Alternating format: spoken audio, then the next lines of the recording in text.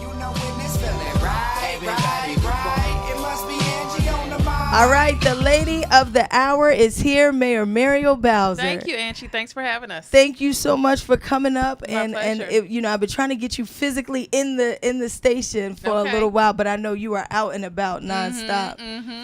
First off, congratulations on baby Miranda. Thank you. I appreciate that. We were all watching with the interview with you and one of my other favorites, Hoda Kotb. Oh, isn't she amazing? She's awesome. That was my first time meeting her, and Yeah. she came down to our house to meet the baby, and I was inspired by her story, Yeah. and I'm just grateful that she came down and made such a beautiful piece. Yeah. How's it going with Miranda and motherhood in general? Miranda is amazing. She had a big week. She was on the Today Show. Yeah. And yesterday she was christened, and Yeah. I'm very proud of that. And today she's a private citizen, Miranda Bowser again. Oh, okay. Yeah, look, I was asking Toya. I said, we bringing the baby or not? She said, no, she's back to, Right. she's going to live her life. She's back to drinking milk and playing and cooing. Yeah, but she is kind of sparking, I feel like she's a big part of this this event you have on Wednesday that everyone's talking about down at the convention center, right? Well, the event is really big. Yeah. It's actually bigger than Miranda. It is about how we can have women be healthy and have healthy babies and healthy outcomes, and not just in D.C., but for the entire nation. So I'm joined by other big city mayors, African-American women who want to raise the profile of this issue. I think for sure the story of Serena Williams told us that you have rich women, educated women, older women who are experiencing really negative experiences during the childbirth process. So we know we have a problem. Now we have to figure out the best ways to deal with it. So is the health fair, it's about like kind of that education behind making sure that we... It's about a number of things. First of all, it's a full day event, 9 a.m. to 3 p.m. Kathy Hughes is going to headline the luncheon panel, and she's going to interview me and Valerie Jarrett, who is the senior advisor to President Obama, responsible for women and girls in the administration. And not only are we going to have expected moms, women who are thinking about becoming moms, we're going to have healthcare providers who have researched and provide care and are join us in wanting to make sure women have the best outcomes possible. Nice. Now, Mayor Bowser, I know you're like super busy, right? But I'm sure even you saw the headlines as far as Serena Williams at the tennis match, and Naomi Osaka, who we also saw as like a part of the Castles roster. Yes. Shout out to our tennis team That's in DC, right? Sports capital. Yeah, and which we got to talk about that too, Yes. because sports we're rolling, Yes. right? But just in seeing that, what did that kind of, or what are your thoughts on kind of what you saw between Serena and the umpire, but also with for Ms. Osaka? Yeah, as well, no, Naomi? I didn't get to see the match, but I've been a fan of Serena for a long time, and I know for a long time she and Venus have endured a really unlevel playing field, and I don't know the specifics of what happened, but I think she kind of put her foot down and said, "You're going to treat me fairly."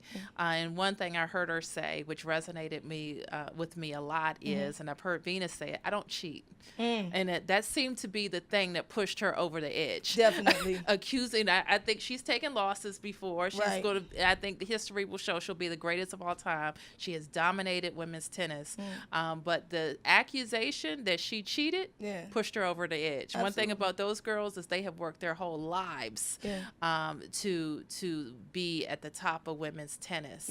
And so I don't. I hope it all works out. But she, in the end, I did see an interview with the young lady who won, and she was touched by, Serena was an idol of hers, Exactly. saying, making it right. Yeah. You know what I mean? And that's what a champion does. Yeah, I know when I saw Serena just even in the press conferences, it's like I could relate to that, just being a woman in radio. I'm sure there are not a lot of women, especially black women mayors in the country. I feel like we all can relate to again that having to put your foot down, but also when you do the amount of emphasis it becomes on your emotions and you're being hysterical and meltdowns and adjectives that would never be used on men. Yeah, but Serena has withstood that for a long time. Yeah. And we can think of many examples in tennis, in men's tennis, where people have had breakdowns and ones that were fueled with foul language and everything else. And, you know, those folks have gone on to be pretty successful. But Serena will be fine. Yeah, I think so, too. And Muriel, I also want to ask you, too, man, you know, every time I'm out, people always say, Ange, man, I see you kicking it with the mayor. Like, what's she like? You know, is she cool? Is she real cool? Like, what's she like? And I said, well, you know, you gotta see for yourself. Because one thing I know about you, I'll never forget, Toya invited us to a Wizards game, right? We had the game, and we're in the mayor's box. But there was no mayor. I said, well, where's Mayor Bowser? She said, Mayor Bowser right now is dealing with somebody who had a complaint about a street light in Southeast. I think you were in Southeast, and you had to, and you missed the game because you were, you know, having to help someone out. And it was like one person. It didn't seem like it was like a bunch of people, but one person. What is the pressure for you, just as a mayor in D.C., kind of like answering to all the different issues and problems that people have, and they kind of look to you to say, you know, okay, Mayor Bowser, this is my problem.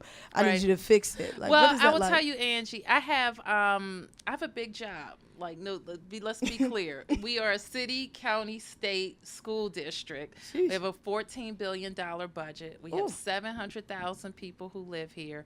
We swell to 1 million people during the day. 20 million people visit us. We have the White House and the Congress and everything that goes with that in our city.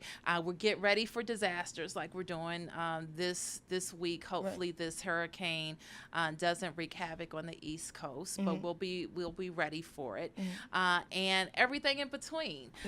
But you know, I started in politics as an ANC commissioner. I was a ward council member, and now I get to be mayor of my hometown.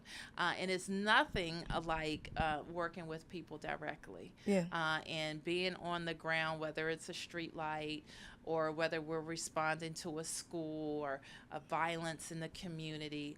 All of those things are part of my job, and I love every part of it. How do you unplug or unwind? I know for me, like, I might go to the movies. I just went to see Sorry to Bother You. I'm late on it. But, like, sometimes I have to go get away from this, right? My everyday routine. But I know, but at the same time, it like consumes you too, because you have to always be on call. What does Mayor Bowser do to unwind? Like, do you have a playlist? Do you have a place you like to go? Yeah, I do. I live on Rock Creek Park, and I love to be in the park.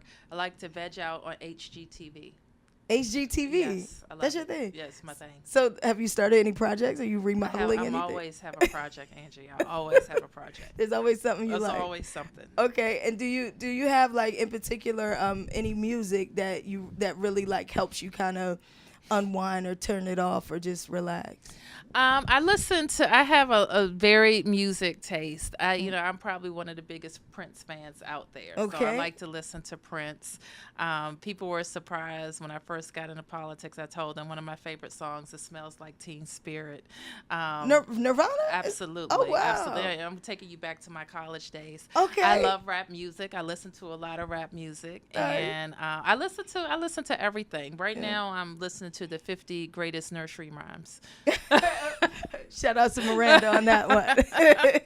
Anyone in particular that stands out or that you I like Frere Jacques. Oh, Frere Jacques. Okay. Everybody knows that one. You can't not know Frere Jacques. And then one more thing before I let you go too.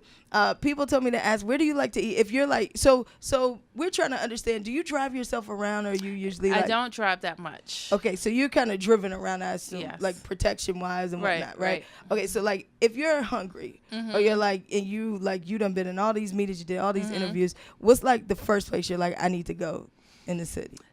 We have a lot of great, but now you're going to get me in trouble because we have so many great restaurants. I'm talking about you like hungry. Right. I really am a fan of RPM. I like good Italian food. It's close to the office, close to the convention center on the way home. Okay. I love Mexican food. I love tacos, so I'll eat that as well. And there are great places around here that are pretty good too. We have so many new places in the Wharf that I try to get to. I mean, just wonderful. It was a time in D.C. where we weren't known for food. Okay. We weren't known for entertainment. Like, we had a go-go scene, but people who wanted to do music or act or anything, they didn't think they could come to DC. Yep. Radio 1 has been a part of our renaissance into our entertainment capital as well, and we appreciate that. And now where people are seeing that we can make money, you can earn a living in our creative economy, and that's really important. But food is a critical part of that. Yes. Speaking of which, that's what Zeppelin wanted me to ask you about too, because 202 Creates is really starting to like pop as far as showing us the creative scene. Yes. How important has that been an initiative for you? Because it seems like we're starting to see more of an emphasis on arts and the sports centers. Like, we're starting to really come together with the new sports centers. Absolutely. So entertainment is a part of big city living. Okay. And if you're going to be a world capital where you can compete, and we do compete. We compete for residents, we compete for business and visitors. The tourism is a big part of our economy. So we don't want people to think that the only place they can go is New York to get it all. Right. We want to have it all here. And we have a focus. I created a new agency that's focused on entertainment and music, cable television, bringing movies to DC. We put a lot of focus on it. We have a dynamic director in Angie Gates, and I really feel like we're on the scene. And we're also pulling fashion into that. That's one area where we haven't competed as well with the New Yorks of the world. But now there's downtown shopping in DC. Absolutely. And so we want people to know that you can have it all here. Yeah, no, and I think we're doing it. And our sports teams have been like winning as well. Like, well, we could do better. The Mystics are shining spots Mystics right now. Okay, so we need the Mystics. They have to win. They have to We're win. pushing for them real hard. We're going to beat the other Washington. We have to, because you made a bet with the mayor, didn't you? Absolutely. I won the last one. I had a bet with the mayor of Las Vegas. The Capitals brought home the Stanley Cup. Yeah. And we're going to be opening in just a few weeks the new home of the Washington Mystics. Right. And it's going to be a practice facility for the Wizards and an entertainment arena for the city. Right. It's in Congress Heights in the former St. Elizabeth's campus in Ward 8. And it's going to be a part of a bigger development that's happening there as well. That's one thing I'm always curious about. You know, when we speak to Ward 8 and some of our underserved areas, underserved communities, right? How difficult is it? Because, you know, like you said, as a mayor, you're right. The business of DC it's a business. It's a business. How difficult is it to try to get businesses to invest in other areas, or if we're trying to build up, or say, okay, we want a particular grocery store to come in this area? What happens as mayor, like, for you to have to close that type of deal? I don't know if people quite understand how that it's works. not always easy, because the city of Washington, we don't build grocery stores. We don't build housing. We don't build the Gap or other retailers. So we have to work with the private sector. We have to work with the development community, because that is what they do. Now, they're not big risk takers. Right. So when they are looking between A and B, and A is going to make them easy money, and B is going to be a little bit tougher, which one do they choose? They're going to choose A every time, because their bottom line is not based on the social goals that we have, it's based on the dollar. So the city's responsibility is to make investing in areas easier. So it may be that we can help them make the land cheaper that they use. Right. It may be that we can give them a tax break to make it easier to operate. It may be that we can help them hire residents and subsidize workers. So all of those things. Sometimes people scream at politicians because they say that you're working with developers. You're giving them too much money, or they shouldn't get any tax breaks. And I say to them, well, okay, then we may not get all the things that we want. So we think that we're going to be successful in getting new retailers, new grocery in Ward 7 and 8. But it has been a steady investment in changing things.